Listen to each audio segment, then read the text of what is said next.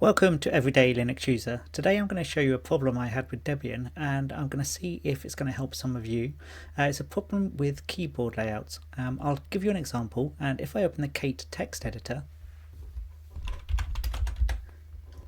and I start a new file, whenever I entered the slash key it would come up with a hash key.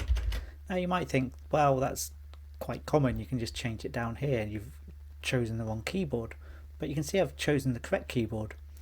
So if I exit out of there, what I had to do, I was getting this message in the bottom about iBus and it said to use FCTX. So if I go into the settings screen here and go to keyboard, you can go to virtual keyboard and then you can choose FCITX from here, and when you click apply it will then start working. So now when I go into Kate, I click new file, I can enter the slash key and it works perfectly fine. Now there's not much to this video, but that helped me and I'm hoping it's going to help some other people that are having the same issue.